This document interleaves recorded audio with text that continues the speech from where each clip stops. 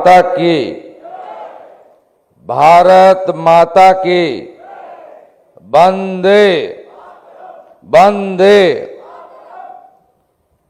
सम्मानीय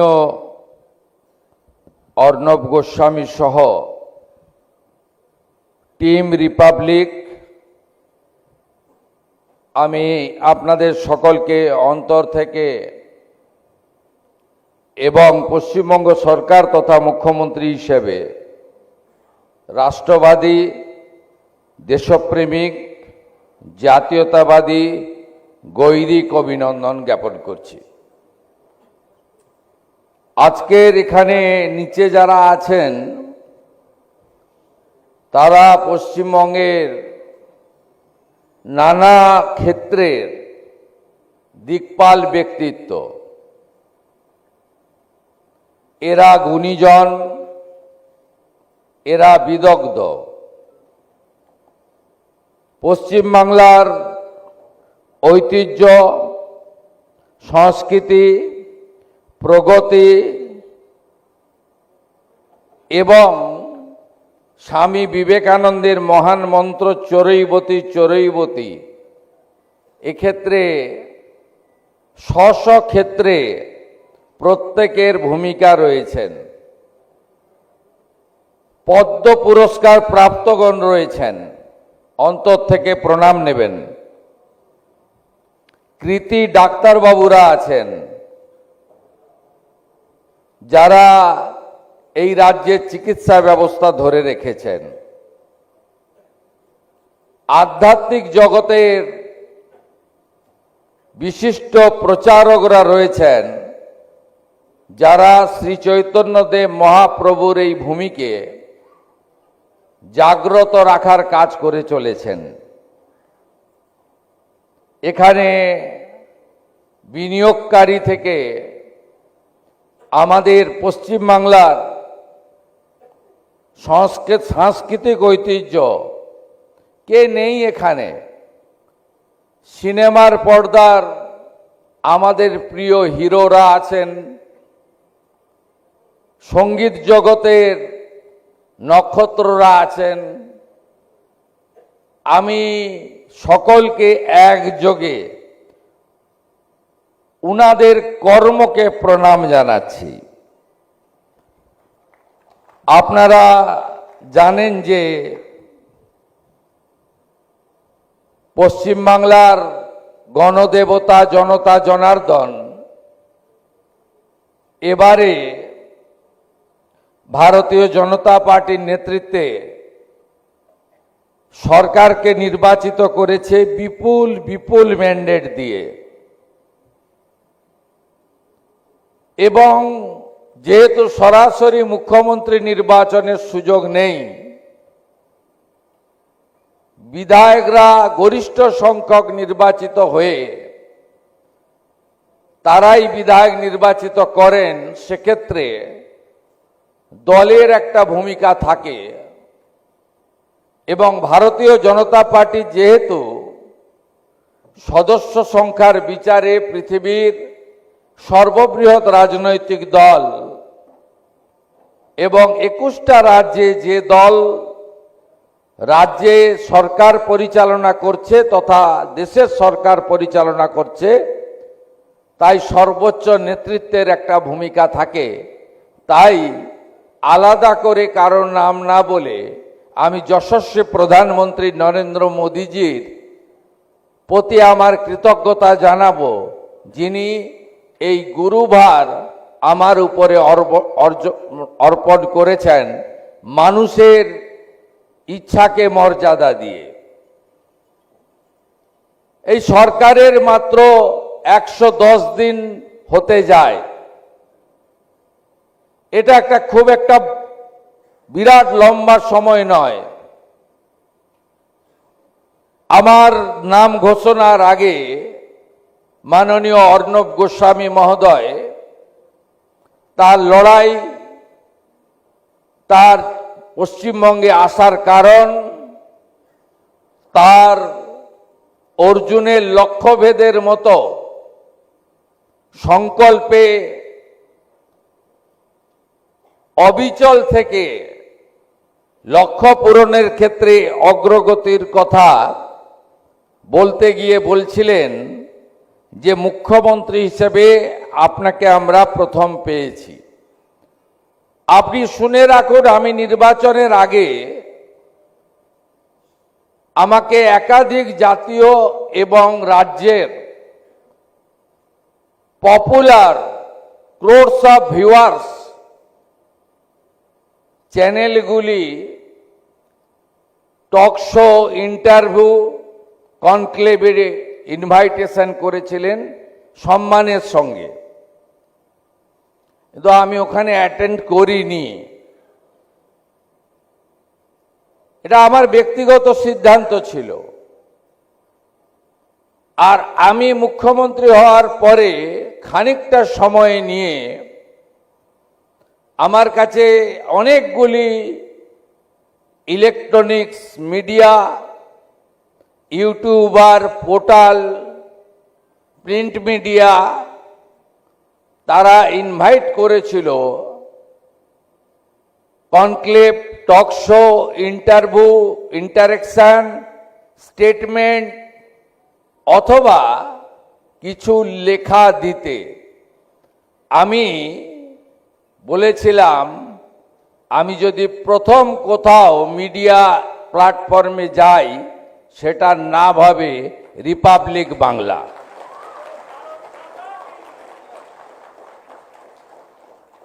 কারণ আমি ব্যক্তিগত জীবনে I started my political journey as a student leader in 1988. তখন কলেজে 11-12 ছিল, পরে উঠে যায়। আমি ক্লাস 11-এ 1987-এ অ্যাডমিশন নিই। 1988-এ আমি ফার্স্ট কন্টেস্ট করি ইলেকশনে, আমার জীবনের প্রথম নির্বাচন অ্যাজ এ ক্লাস রিপ্রেজেন্টেটিভ। আমি এসএফআইকে হারিয়ে জিতেছিলাম 12টা ভোটে এবং আমাকে দায়িত্ব দেওয়া হয়েছিল গেম সেক্রেটারির, স্টুডেন্টস ইউনিয়নের। আমি এই যে লম্বা journey, I elected as a councillor in 1995 in highest vote from ward number 16 in Contai municipality, একটা ছোট্ট মিউনিসিপ্যালিটিতে। তা আমি সবসময় মনে করি যে অতীত যদি কেউ ভুলে যায় তার ভবিষ্যৎ ভালো হতে পারে না। আর কৃতজ্ঞতা শব্দটি সব সময় মাথায় রেখে চলা উচিত, পরিবর্তনটা যেন না হয়। আমি আমার পার্সোনাল লাইফ নিয়ে বলবো না, আমি একদিন ইন্টারভিউতে আসবো, আপনারা যা খুশি কোশ্চেন করবেন আমি বলবো। আজকেও চেয়েছিলেন আপনি ডিবেটে পার্টিসিপেট করি, তো আমি বলেছি যে মুখ্যমন্ত্রীর লোক ধর্ম আছে। আগে সবাই রাজধর্ম বলতাম আমরা, নরেন্দ্র মোদীজি রাজ শব্দটা তুলে দিয়েছেন। যেমন আমরা অ্যাট হোম গভর্নর সাহেবের ওখানে গেলাম, ওটার নামও এখন লোক ভবন। তাই আমিও আমার বক্তৃতাতে বলাতে রাজধর্মটাকে বদলে লোক ধর্ম করে দিয়েছি, কারণ এটাই আমাদের সংবিধানের সবচেয়ে বড় জায়গা, for the people, by the people, of the people. সেক্ষেত্রে মুখ্যমন্ত্রীর তার যে উচ্চাসন, সেখানে কথা কম বলা উচিত, কাজ বেশি করা উচিত, বেশি শোনা উচিত, কম হস্তক্ষেপ করা উচিত। এবং আগের মুখ্যমন্ত্রী বলতেন আমাকে বোঝাতে আসবে না, আমি সব জানি। বর্তমান মুখ্যমন্ত্রী বলেন হ্যাঁ আমি কিছু জানি, কিন্তু অনেক কিছুই জানি না, আপনাদের কাছ থেকে আমাকে জানতে হবে, শিখতে হবে। Retired justice mister Biswajit Basu বসে আছেন, তিনি ওয়েস্ট বেঙ্গলে যে ইনস্টিটিউশনাল করাপশন হয়েছে তাকে ক্র্যাকডাউন করার দায়িত্ব ক্যাবিনেট তাকে দিয়েছে। তার সঙ্গে আইপিএস জায়রামান সাহেব রয়েছেন।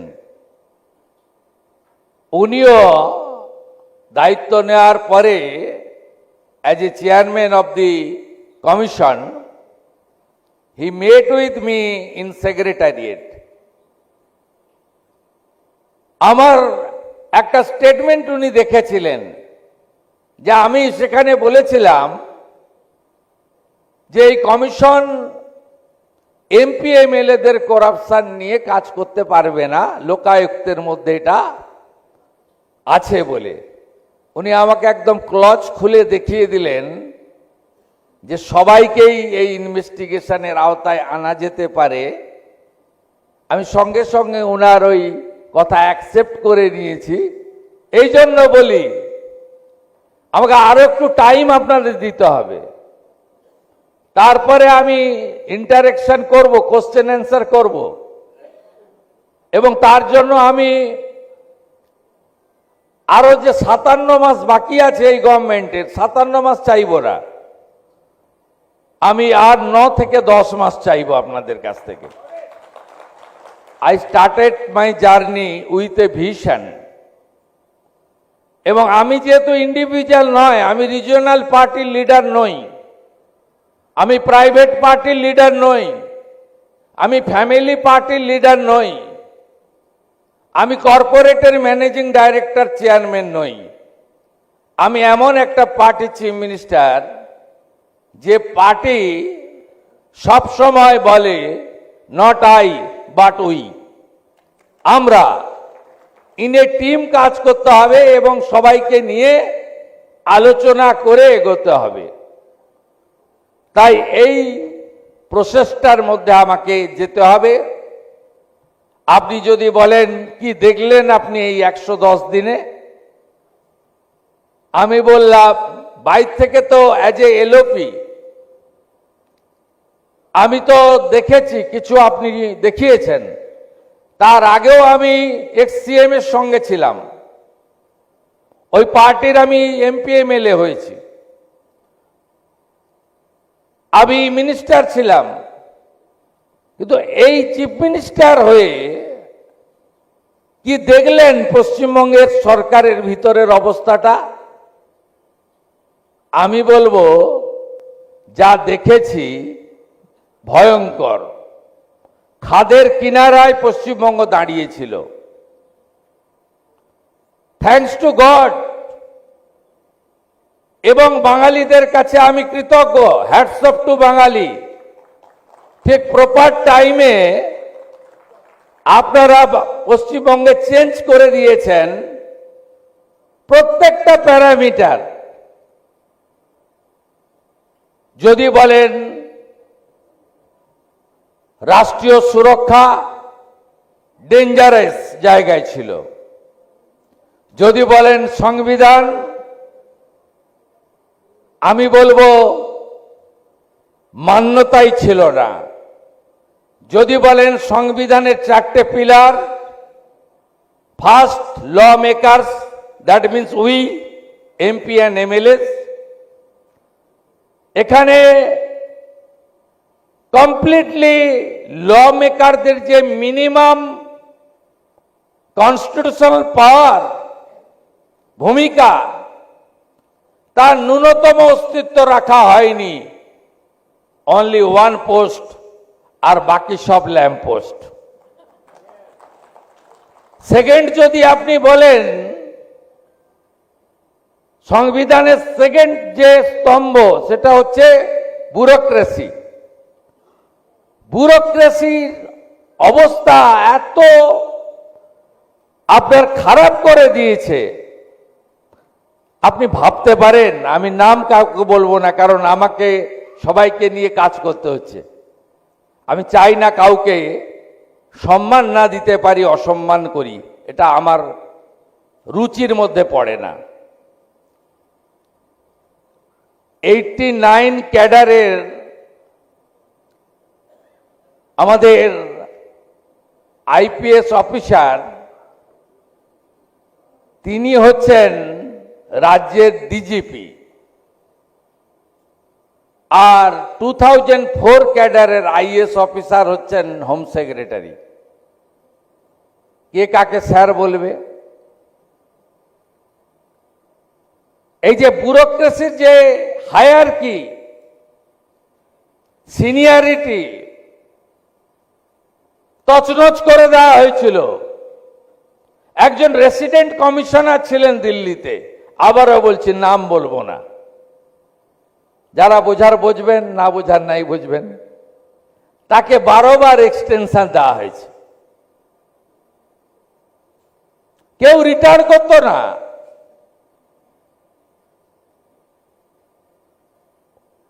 কিছু নির্দিষ্ট ব্যুরোক্রেসির মধ্যে গোটা ব্যবস্থাটা যুক্ত ছিল, আর প্রশ্ন করলেই আপনাকে কলকাতা থেকে কালিম্পং ট্রান্সফার করা হতো।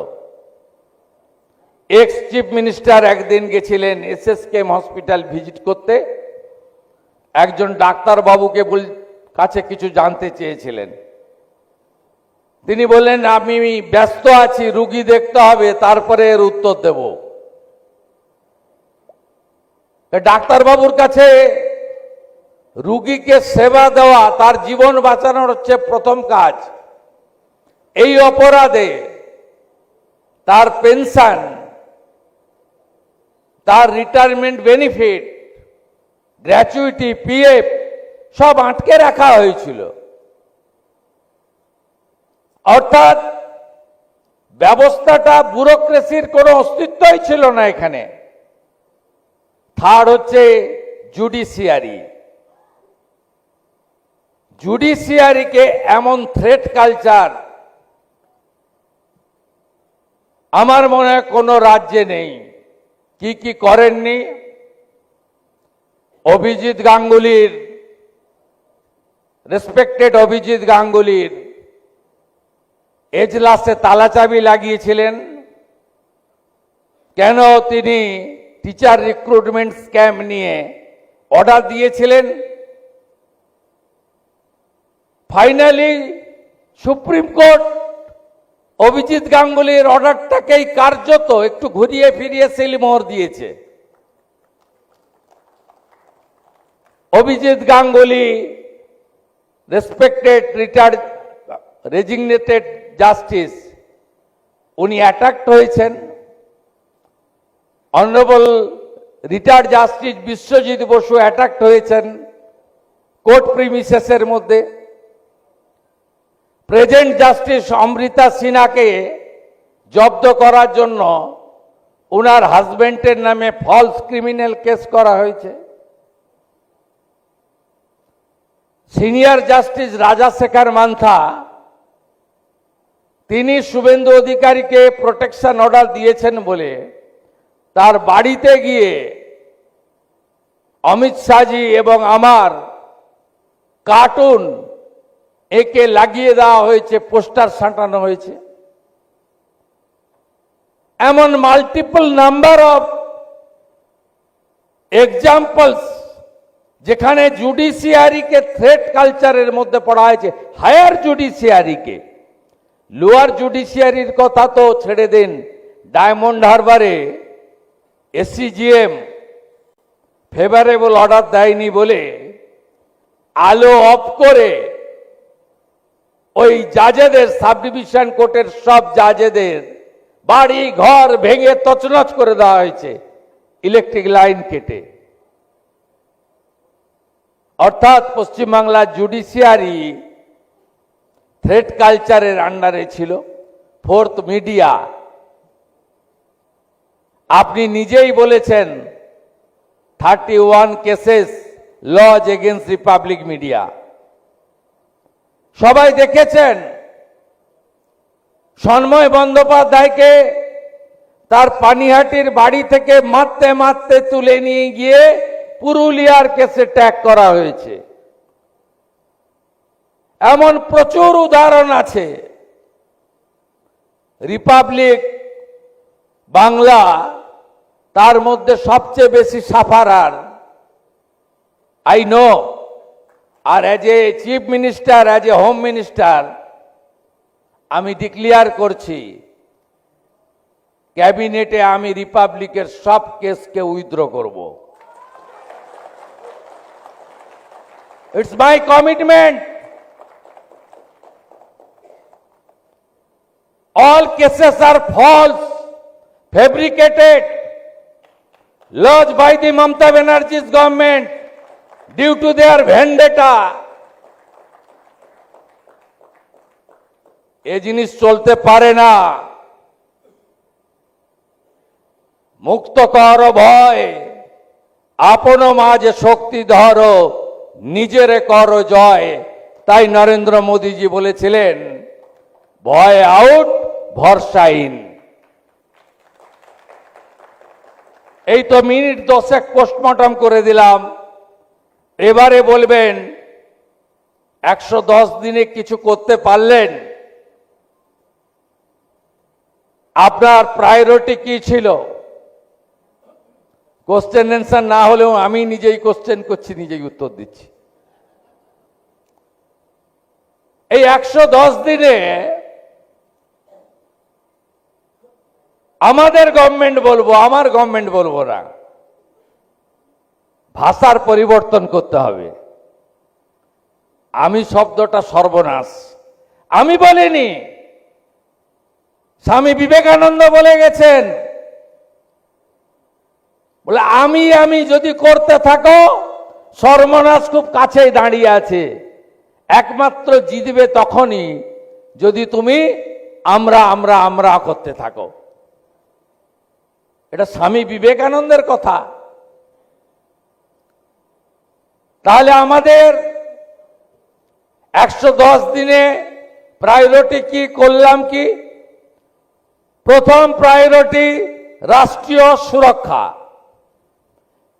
পুরো বর্ডার ফাঁকা ছিল। এই কয়েকদিনের মধ্যে বর্ডার সিকিউরিটি ফোর্স যত জমি চেয়েছিল 54 একর বাদে ওটাও দিয়ে দেবো এক সপ্তাহের মধ্যে।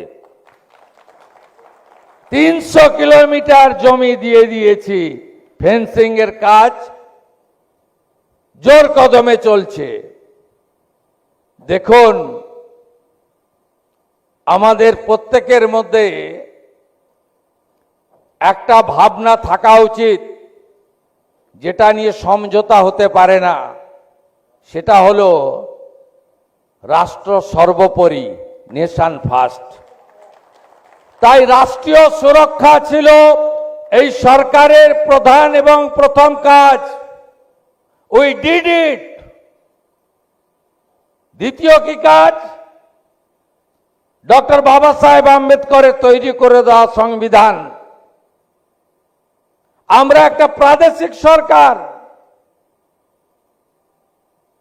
ভারতবর্ষে একাধিক রাজ্য নিয়ে দেশ তৈরি হয়েছে।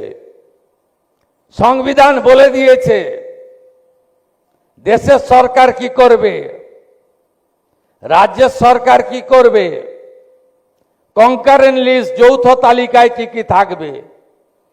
যেমন ডিফেন্স দেশের সরকারের কাজ, রাজ্যের ভূমিকা নেই। পুলিশ, ইন্টারনাল সিকিউরিটি রাজ্য দেখবে, কেন্দ্রের ভূমিকা নেই। আবার শিক্ষা কনকারেন্ট লিস্ট দেশ এবং রাজ্য মিলে করবে। ফাইনালি সংবিধান। আমাদের দ্বিতীয় অগ্রাধিকার ছিল সাংবিধানিক কাজ, যে দায়িত্ব সেটা এখানে কার্যকর করা। আপনারা, you are the cream of this society, you are the highly educated people sitting here. You are the intellectual. You are the opinion maker. আপনাদেরকে আমি দুটো এক্সাম্পল দেখছি আগের সরকার কি করেছে, আপনারা কোনোদিন এদের ক্ষমা করবেন না। ফার্স্ট সিআরপিসি আইপিসি ছিল ব্রিটিশের তৈরি করা আইন, ব্রিটিশের আইন কেউ ভাবেনি। নরেন্দ্র মোদীজি ভেবেছেন, অমিত শাহজি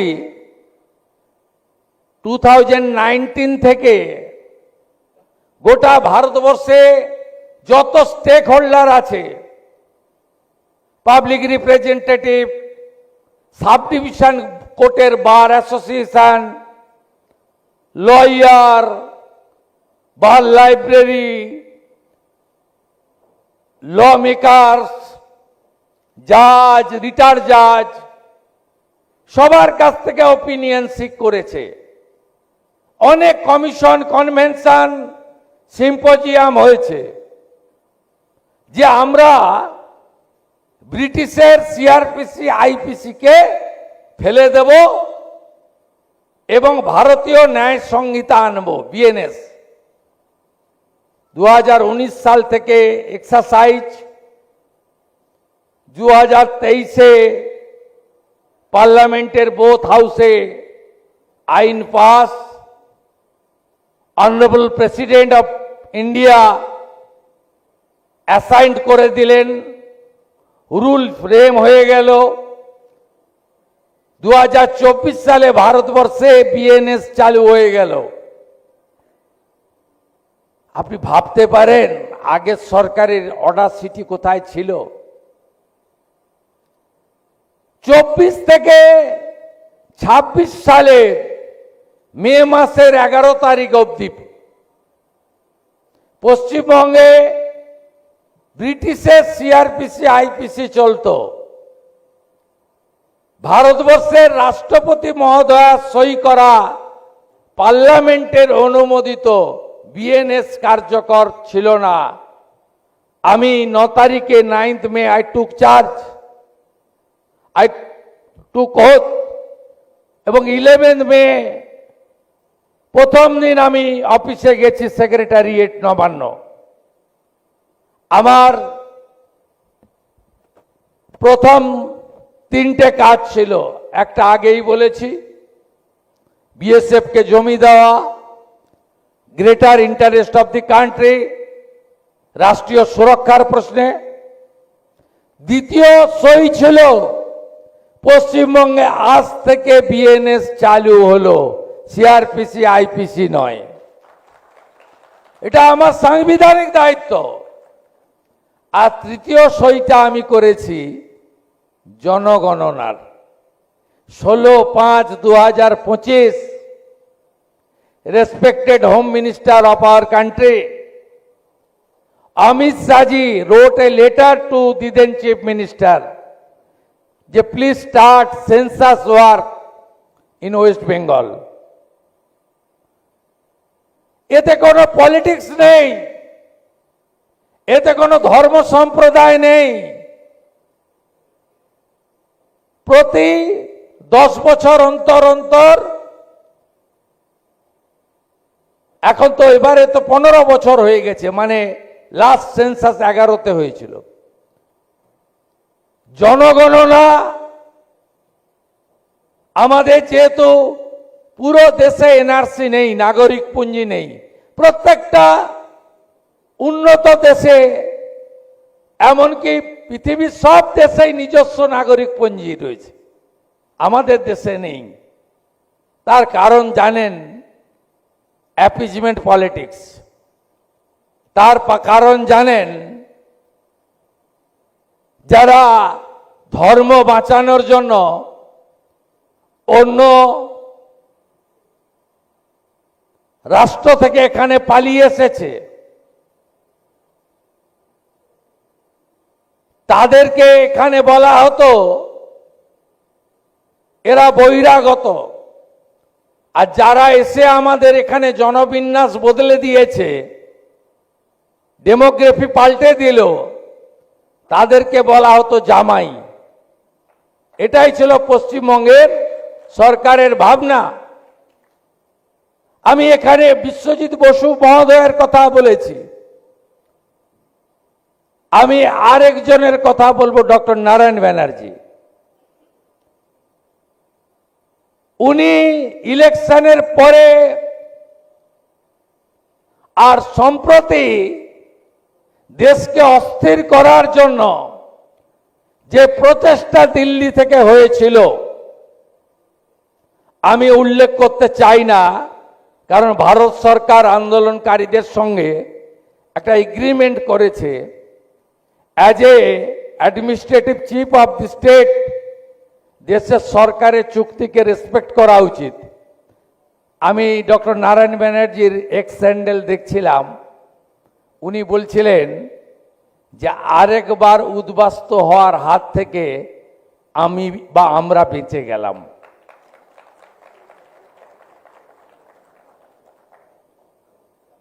এটাই তো কারণ। এই পীড়া আমার আছে। যে কোনো সন্তানের কাছে তার অমূল্য সম্পদ, সবচেয়ে ভালোবাসার জিনিস হচ্ছেন তার মা। আমার মা বিভীষিকাময় দেশভাগের যন্ত্রণা নিয়ে তার বাবা শিক্ষক মাখনলাল ভট্টাচার্যের হাত ধরে তদানীন্তন পূর্ব পাকিস্তান, আজকের বাংলাদেশের বরিশাল থেকে শ্রীমতী গায়ত্রী ভট্টাচার্য, আজকে শ্রীমতী গায়ত্রী অধিকারী, তিনি এপারে এসেছেন। তার অপরাধ ছিল তিনি হিন্দু, তার বাবা শিক্ষক ছিলেন, 10 বিঘা জমি ছিল, তার কন্যাদের হাতে ধরে এক কাপড়ে পালিয়ে এসেছেন, শুধু নাম আর পদবি বাঁচাবেন বলে এসে চন্দননগরের জুট মিলে ম্যানেজারের কাজ করে একটা হাই স্কুলের শিক্ষক তার ছেলে মেয়েদেরকে মানুষ করেছেন। সেই যন্ত্রণা আমার মধ্যে আছে। শুধু হিন্দু হওয়ার জন্য 3 কোটি মানুষকে আগের পূর্ব পাকিস্তান আর আজকের বাংলাদেশ ছাড়তে হয়েছে।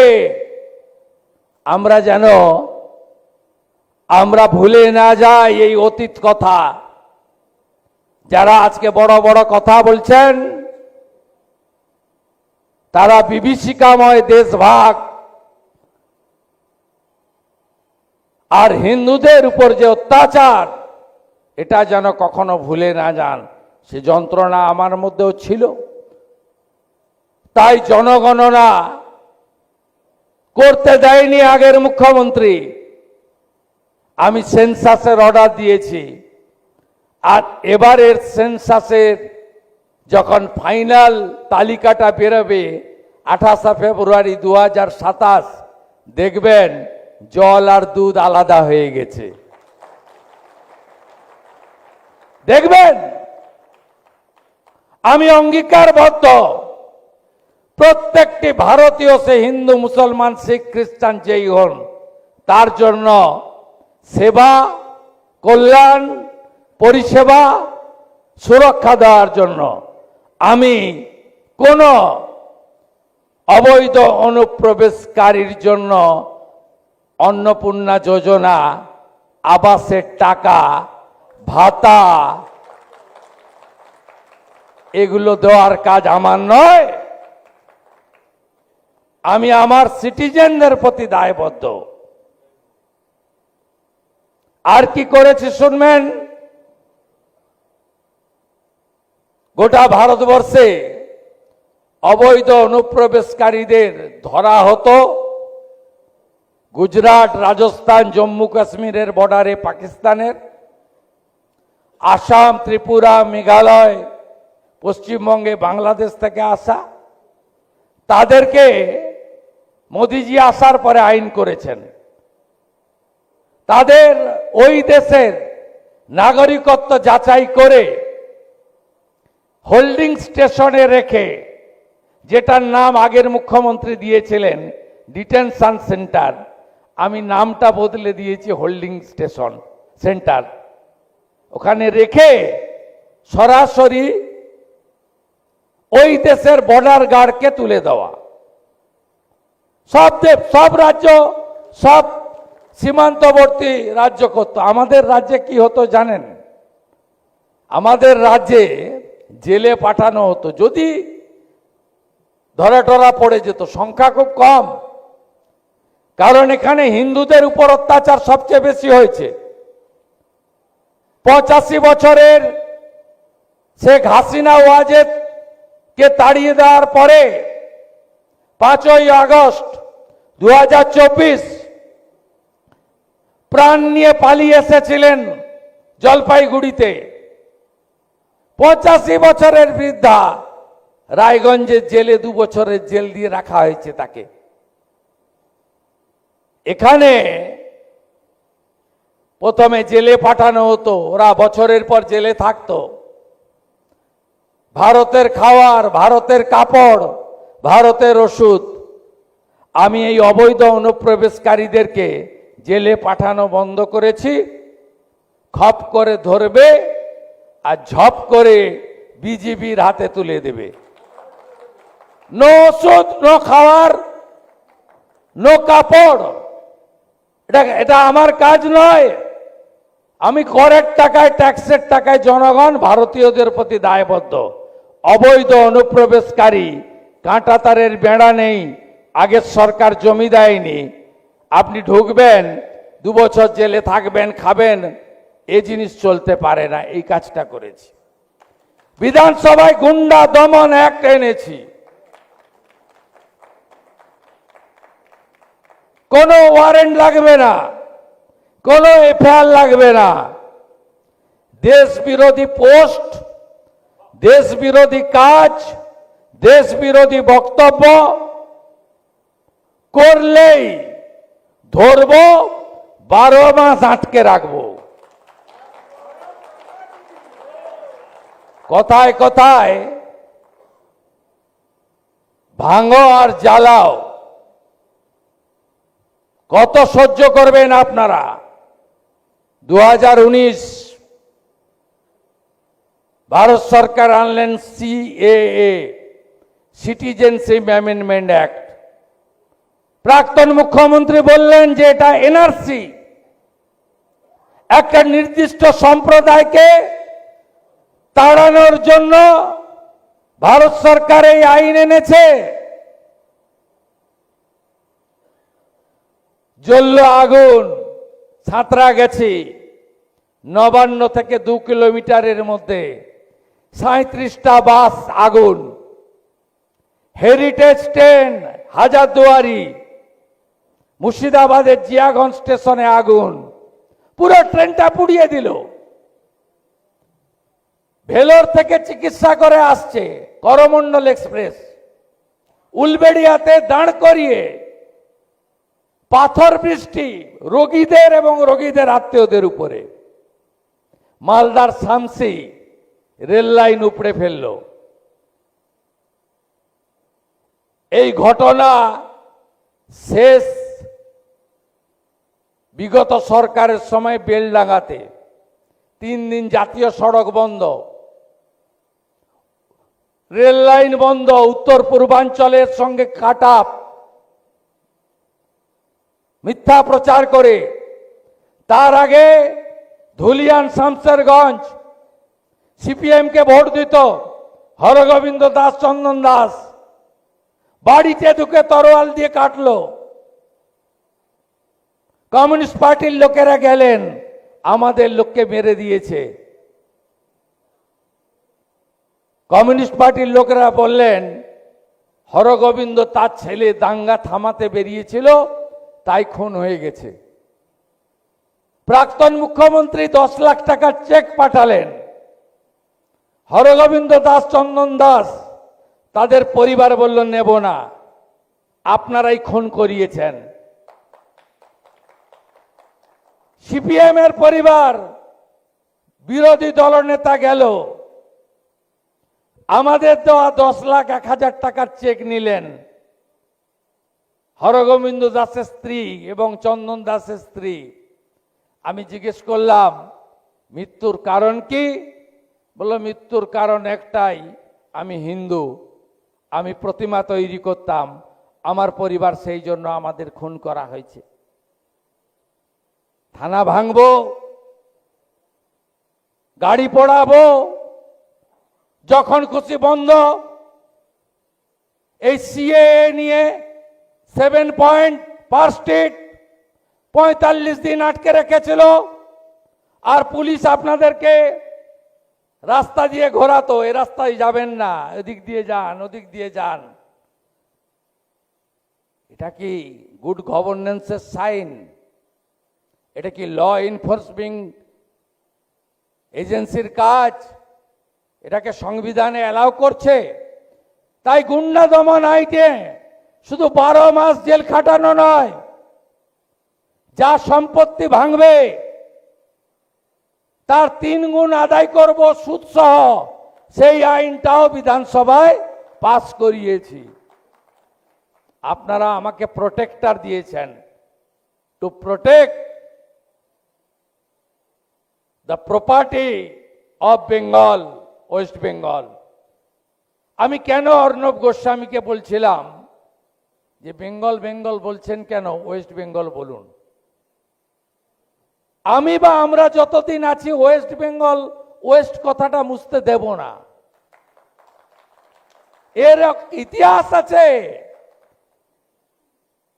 মোহাম্মদ আলী জিন্নাহ বললেন এন্টায়ার বাংলাটা চাই, ঢাকা অ্যান্ড কলকাতা বোথ।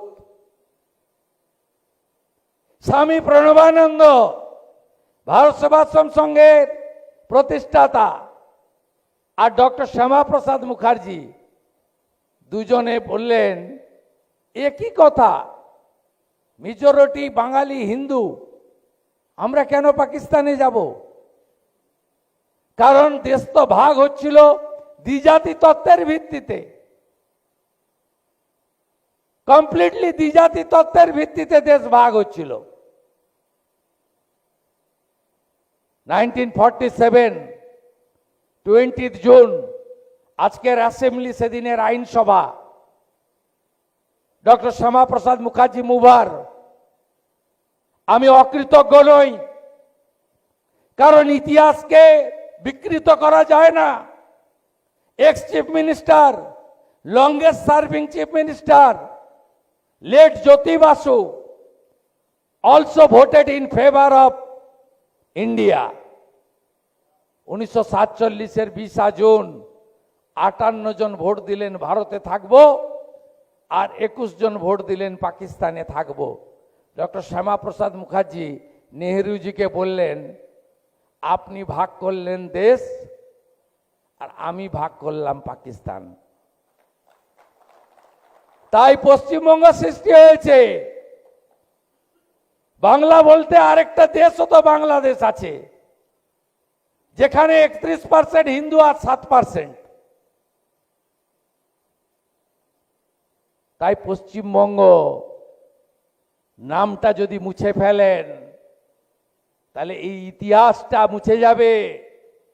নতুন প্রজন্ম, আগামী প্রজন্ম জানতে পারবে না। আপনি 5 স্টারে বসে কনক্লেভ করছেন, আপনি প্রধানমন্ত্রী মুখ্যমন্ত্রীকে পার্সোনাল অ্যাটাক করতে পারছেন, ফ্রিডম অফ স্পিচ। আপনার একটা ভোট, দেশের রাষ্ট্রপতিরও একটা ভোট। এই রকম গণতান্ত্রিক ব্যবস্থা পৃথিবীর কোথাও নেই। ইটস এ লার্জেস্ট ডেমোক্রেসি ওয়ার্ল্ডের, ভারতবর্ষ। আজকে আমরা এখানে পশ্চিমবঙ্গ ভারতে আছি বলেই তো এত কথা, আছি বলেই তো কথা। যারা পাহেলগামে মাথায় টিকা, হাতে তাগা, কলমা পড়তে পারেনি বলে মেরেছে। আপনারা দেখিয়েছেন পশ্চিমবাংলায় 3 জন শহীদ ছিল, একজন ঝালদা পুরুলিয়া, উনার বডি রাঁচিতে নেমেছে, ওখানে অন্যরা গেছিলেন, আর দুজন এখানে বিটান অধিকারী আর সমীর ঘোষ, সমীর গুহ বেহালা, তাদের বডি নেমেছিল কলকাতাতে। আমি গেছিলাম on behalf of the BJP. সেদিন আমি, সমীর বাবু স্ত্রী আমাকে বললেন, আমার স্বামীকে না ওরা মারত না, আমার স্বামীর হাতে একটা ডোর ছিল, ওইটা দেখতে পেয়েই মেরে দিল। দেখে বিটান অধিকারীর বউ ওইটুকু বাচ্চাটাকে কোলে আমাকে দিয়ে বলছেন, ওকে না মারতো না, ওকে বলল তুমি কলমা পড়তে পারবে? বলছে আমি সনাতনী হিন্দু, আমি তো কলমা জানি না। ও পড়তে পারেনি, তাই ওকে মেরে দিল। এবং বিটান অধিকারী স্ত্রী বলছে লজ্জা রাখার জায়গা নেই, পোশাক খুলে চিহ্নিত করে ধর্ম খুন করলো।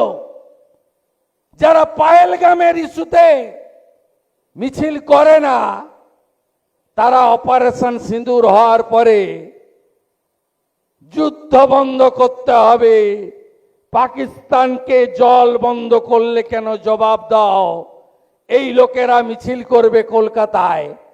এই অধিকারটা তো পেয়েছেন শ্যামাপ্রসাদ মুখার্জি আর স্বামী প্রণবানন্দ, পশ্চিমবঙ্গকে ভারতে রেখে দিয়ে গেছিল বলে। তাই পশ্চিমবঙ্গ মোছা যাবে না। তৃতীয় কাজ জনকল্যাণ, চতুর্থ কাজ শিল্প বিনিয়োগ বাণিজ্যের পরিবেশ গড়ে তোলা, পঞ্চম কাজ ভারত সরকারের সমস্ত স্কিমে পশ্চিমবঙ্গকে যুক্ত করা, এনএইচ এর জন্য জমি দাও, 500 আরবি আটকে ছিল, রোড ওভারব্রিজ জমি দিয়ে দিয়েছি। চিকেন নেক 7টা রাস্তা এনএইচ চেয়েছিল for the greater interest of the country, safety and security, আটকে রেখেছিলেন আগের মুখ্যমন্ত্রী, আমি এনএইচকে দিয়ে দিয়েছি।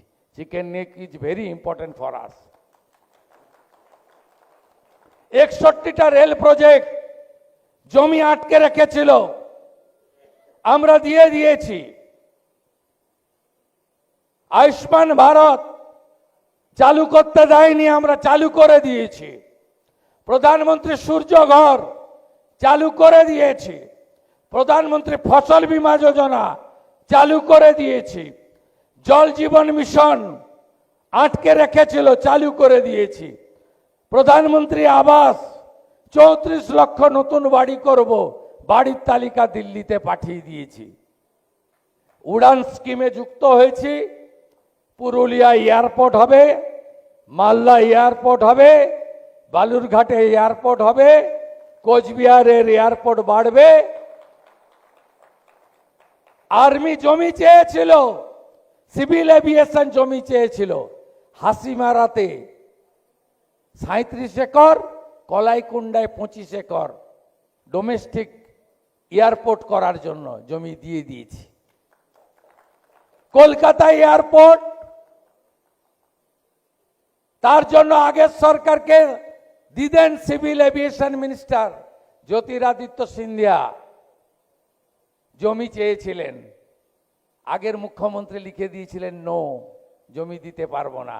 আর আমি নতুন গ্রিনফিল্ড এয়ারপোর্টের জন্য কল্যাণীতে 2000 একর জমি চিহ্নিত করে দিয়েছি।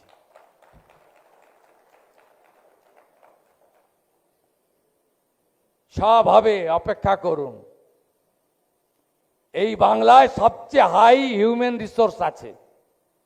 ইউরোপের সব বড় ইউনিভার্সিটিতে বাঙালি অধ্যাপক, ইউরোপের সব বড় মেডিকেল কলেজে ডাক্তার, ভালো ভালো ডাক্তার সব এখানকার। এত হাই হিউম্যান রিসোর্স, বাঙালি বলে বলছি না, এই রকম এত ইনোভেটিভ আইডিয়া হাই স্কিল কোথাও পাবেন না। God and nature gifted everything, but due to communist and TMC, we lost everything. City of Joy, Calcutta, cultural capital. ঠাকুর রামকৃষ্ণ দেব থেকে শ্রী চৈতন্য দেব, আধ্যাত্মিক রাজধানী। রামকৃষ্ণ মঠ ও mission international headquarter Belur Math, গোটা পৃথিবীর লোক আছে। ভারত সেবাশ্রম সংঘ ইন্টারন্যাশনাল হেডকোয়ার্টার বালিগঞ্জ, গোটা পৃথিবীর লোক আছে। শ্রীলা প্রভুপাদা প্রতিষ্ঠিত ইস্কন মায়াপুর ইন্টারন্যাশনাল হেডকোয়ার্টার, গোটা পৃথিবীতে হরে কৃষ্ণ মন্ত্র ছড়িয়ে দিয়েছেন। 100-র বেশি দেশে রথযাত্রা প্রবর্তন করে দিয়েছেন। কি নেই? এত কয়লা, এত পাথর, এত বালি, গঙ্গায় এই জল শুকনোর সময় বিহার ইউপিতেও পাবেন না। পুরো ভুটান আমাদের উপর নির্ভরশীল, পুরো নেপাল আমাদের উপর নির্ভরশীল, পুরো বাংলাদেশ আমাদের উপর নির্ভরশীল। সব আছে, কিন্তু ইচ্ছা শক্তির অভাব ছিল। ডবল ইঞ্জিন রাষ্ট্রবাদী সরকার করে দিয়েছেন, সব করব। আমার বক্তব্যের টাইম ছিল 22 মিনিট, আমি মনে হয় 35 মিনিট পেরিয়ে গেছি। ঘড়ি আমি পড়ি না, যেহেতু মোবাইলেই ফোন নাম্বার দেখতে পাওয়া যায়, মোবাইলে টাইম দেখতে পাওয়া যায়। কিন্তু আমার মনে হয়েছে আন্দাজে আই ক্রস মাই টাইম। আমি ছোট বয়স থেকে খুব ডিসিপ্লিন। আমি ডিক্লেয়ার্ড আনম্যারিড, আপনারা জানেন। আমি ছোট বয়স থেকে খুব ডিসিপ্লিন। আমি স্কুল লাইফে আমি উইকলি শাখাতে যেতাম রাষ্ট্রবাদ শেখার জন্য। আমি জানতাম না শাখা কি। সূর্য প্রণাম করতাম, ধ্বজ প্রণাম করতাম, প্রার্থনা করতাম, ড্রিল করতাম। ক্লাস 11 থেকে শাখায় যাইনি, এনএসএসে যেতাম, ন্যাশনাল সোশ্যাল সার্ভিস। কচুরিপানা তুলতাম গ্রামে গিয়ে, গ্রামের রাস্তা করতাম। এনএসএসের একটা পার্ট ছিল, যেমন এনসিসি, এনএসএস একটা পার্ট। এটা 5 বছর করেছি কলেজ লাইফ পর্যন্ত। ন্যাচারালি আমি ডিসিপ্লিন মেনে চলার চেষ্টা করি। টাইম ওভার হয়ে গেছে। আমার আগামী দিনের প্রথম কাজ হবে ইউসিসি, ইউনিফর্ম সিভিল কোড। ইতিমধ্যে বিধানসভায় ডিক্লারেশন দিয়েছি। রিটায়ার্ড জাস্টিস রঞ্জনা প্রকাশ দেশাইয়ের নেতৃত্বে কমিটি তৈরি হয়েছে। এই কমিটি 3 সেপ্টেম্বর ফার্স্ট মিটিং করছে। এই কমিটির রিপোর্ট আমাকে ওরা বলেছে যে অ্যাজ আর্লি অ্যাজ পসিবল দিয়ে দেবে। যেদিনকে কমিটির রিপোর্ট আসবে তারপরেই আমি অ্যাসেম্বলিতে বিল প্লেস করে দেব। ইউসিসি হবে হবে হবে। শুধু ইউসিসি নয়, ধর্ম পরিবর্তন যেভাবে করছেন এটাও করতে দেব না। যেভাবে লাভ জিহাদ করে আমার বোন এবং মেয়েগুলোর ক্ষতি করছেন এটাও করতে দেব না। যেভাবে বাংলাদেশ সীমান্তবর্তী এলাকায় হিন্দুদের জমি বিক্রি করতে বাধ্য করছেন এটাও আমি করতে দেব না। সবাই ভালো থাকবেন।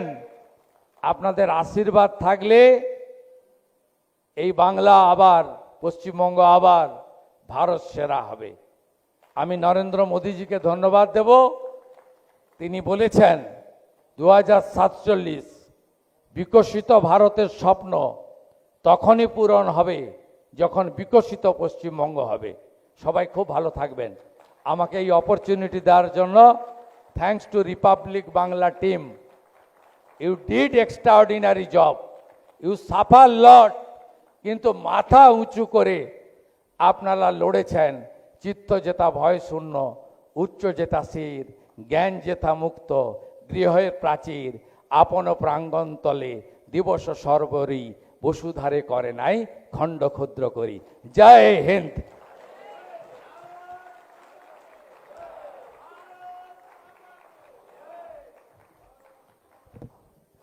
আমি